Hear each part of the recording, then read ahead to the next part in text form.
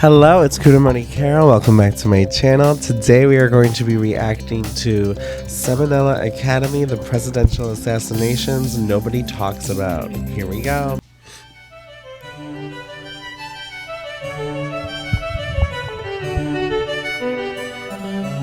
Hey kids, John Wilkes Booth, Lee Harvey Oswald, Hitler, all people who gained massive notoriety by killing one of history's famous leaders. But there are two Americans who committed an equally heinous crime. He just draw an arrow to Hitler's self. As these three, yet their stories are seldom remembered, mostly because nobody really cares about the presidents they killed. Originally I was going to talk about both of them, but the video ended up being way too long, so today we'll just stick to, this one I guess. Charles J. Guiteau was a pretty silly guy, and to understand how a guy could be so silly, you gotta start with his youth. Guiteau was born in Freeport, Illinois in 1841. Illinois? His mom had postpartum psychosis and died I when live he was in 7, Illinois. alongside 3 of his 5 siblings. His dad, Oh, meanwhile, shit. was mega religious and made a big point out of instilling those Probably why values they in all his son. died.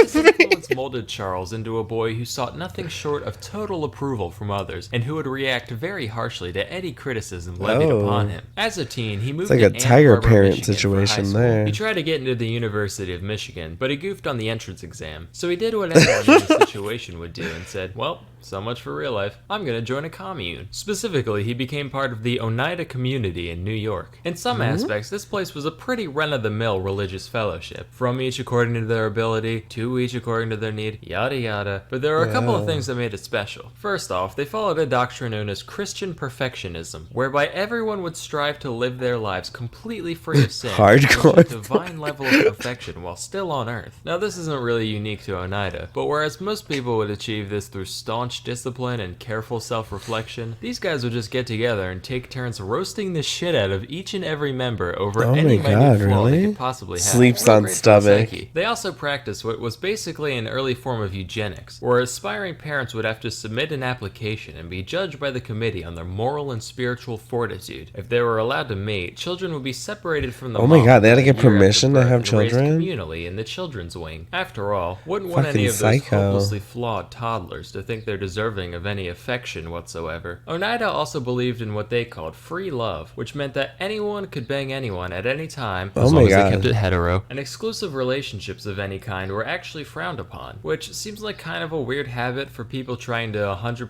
FC this whole Christianity thing, but whatever. But wait, you're saying, how can you have selective breeding at the same time as extremely unselective breeding? Aha! See, that's where male continence comes in. Under this rule, a pair could go at it for as long as they wanted, with the caveat that the dude's not allowed to nut, pull out or otherwise. That way, it's not a sin. After all, as Ew.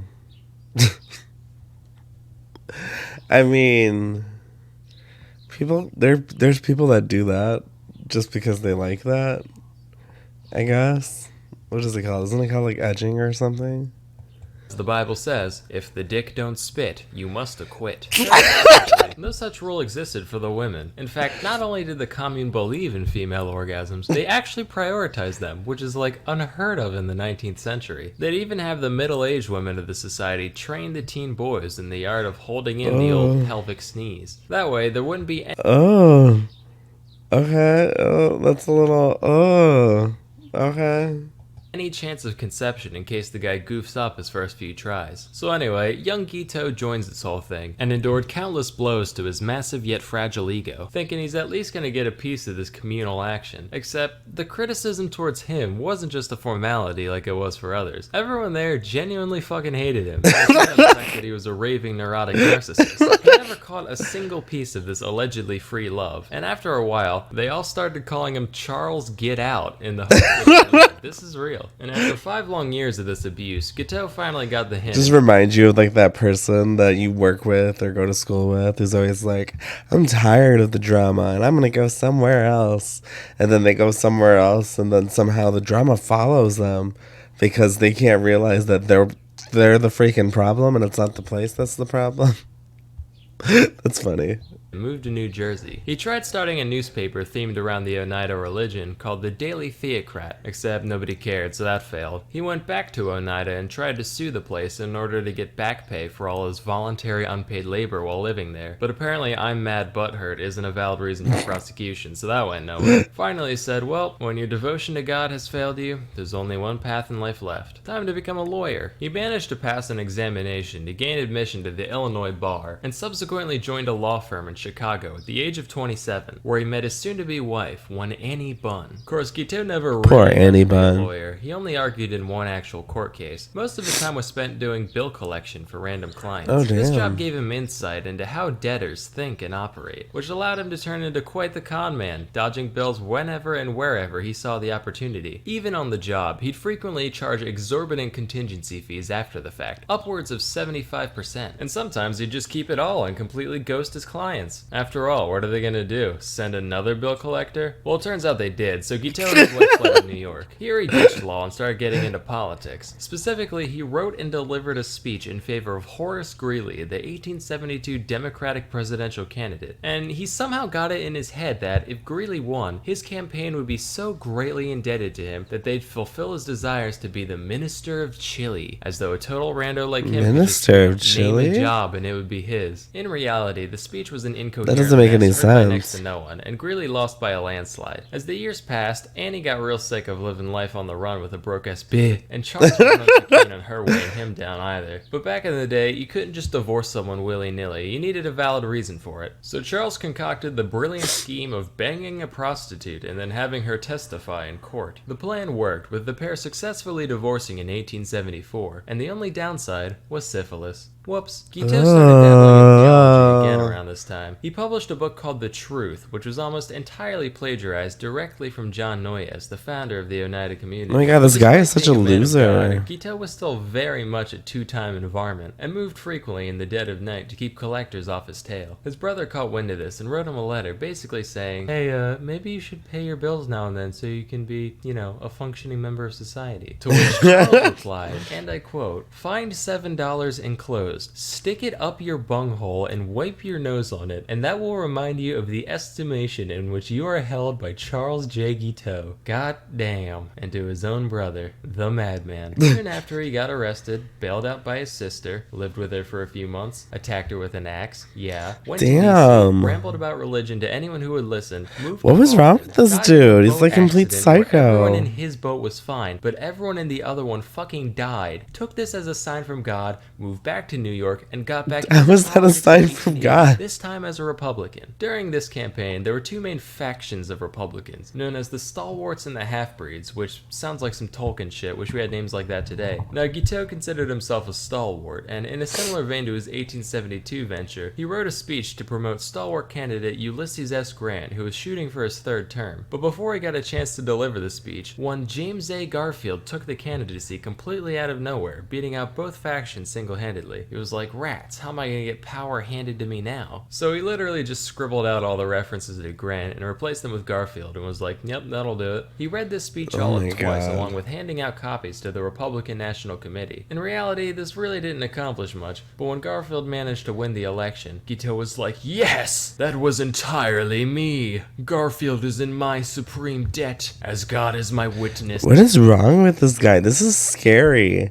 To think that there's like actually people out there that are like so obsessed with themselves that they think everything they do that makes them so great, and that they're somehow chosen to like, it's creepy.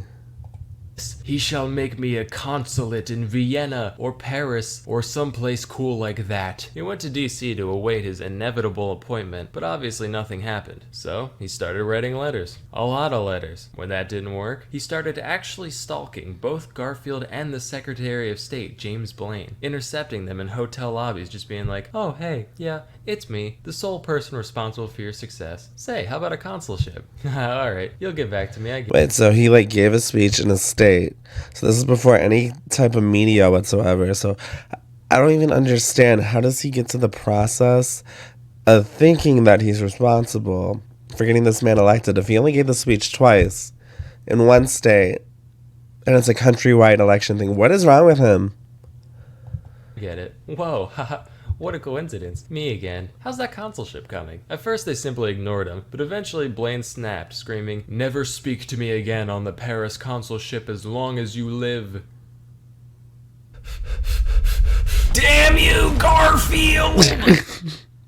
I sense a disturbance in the force. Maybe daylight savings just made Monday an hour longer. Wow, Garfield. That was quite the wisecrack. It's amazing you managed to keep things year after year. Burn in hell. Why is Odie so like At this point, Guiteau devil completely dog? renounced any faith in the current administration, and after a lifetime of clout chasing met only with disappointment, he decided his only option was straight up going postal. He convinced himself that it was now God's will to remove Garfield from this mortal plane in order to put his stalwart vice president Chester Alan Arthur into power. When he went to buy a revolver, he was given the choice between a wood grip and an ivory grip. He went with the ivory one for no other reason than he thought it would look cooler in a museum, and on July 2nd, 1881, he ambushed Garfield at the Baltimore and Potomac Railroad. He thought it would look cooler in a shooting him twice in the museum. back and mortally wounding him, all because he wouldn't give him a job. Garfield managed to hang on. He didn't for 11 deserve a weeks job. before finally dying, which sounds like hell. Shit. Today's modern physicians actually believe that Garfield could have easily survived the incident if it weren't for doctors digging through him with unsanitized tools. Hey, modern medicine, thanks for not being worse than literally no medicine. Oh my It means a god. lot. But that didn't stop Guiteau from being formally charged with murder. And that's exactly what he wanted. Matter of fact, Guiteau was over the moon, taking his new nationwide infamy as the fame he always deserved. His trial was just bananas, with Guiteau hurling obscenities at just about everyone there, Thomas including the his own Skink defense Engine. team, and formatting his testimony as an epic poem which he recited in full. He even dictated an autobiography to the New York Herald, which, get this, he ended with a personal ad for a nice Christian lady under 30 years of age. Oh my god, What shut a up. baller. Nobody wants When to the be with guilty you, verdict was read, psychopath. he called everybody there low consummate jackasses. And on June 30th, 1882, Good. Guiteau smiled and waved to his adoring fans as he was walked to the Then gallows, kick his where face he when recited it's a repetitive, dead. deranged poem he wrote that morning, which was performed in a high-pitched falsetto voice, since it was written in the point of view of a child. He asked for a full orchestra to play my during the reading, God. which I don't have to tell you that went nowhere. And promptly thereafter, he was hung. When the gallows dropped, people were probably like, "Ugh,